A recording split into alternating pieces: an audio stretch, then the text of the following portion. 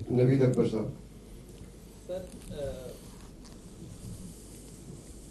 Sir Naveed Akbar, आज television से।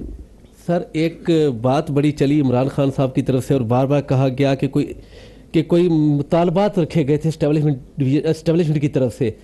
आया एस्टेब्लिशमेंट ने कोई मुतालबा रखे थे, और अगर कोई रखे थे तो वो क्या मुतालबात थे? कि अगर इमरान खान के सामने कोई मुतालबा रखे हुकूमत के हवाले से और दूसरे के जो भी पोलिटिकल सूरत हाल थी उस हवाले से सर मुतालबात ये ऑप्शन कोई वो कह रहे थे कि जी अच्छा 3 ऑप्शन। जी सर। देखिए वो ऑप्शंस इस्टेब्लिशमेंट की तरफ से नहीं रखी गई थी।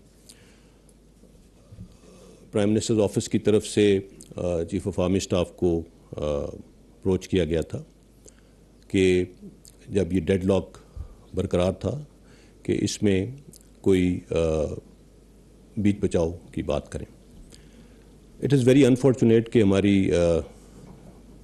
सियासी जमातों की क़यादत आपस में बात करने पे या उसके ऊपर तैयार ना थी उस वक़्त।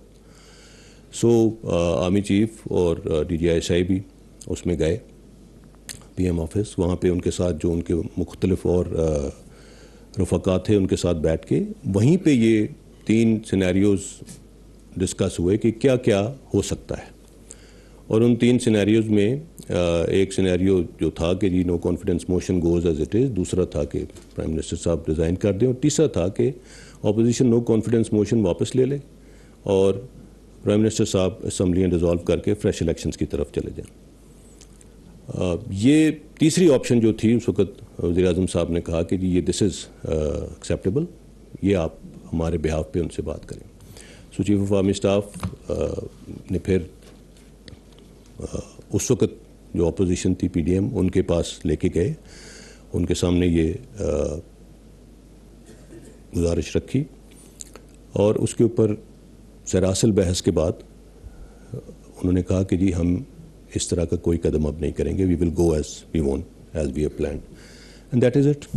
कोई ऑप्शन इस्टेब्लिशमेंट की तरफ से ना दिया गया ना सामने रखा गया। ठीक है जी।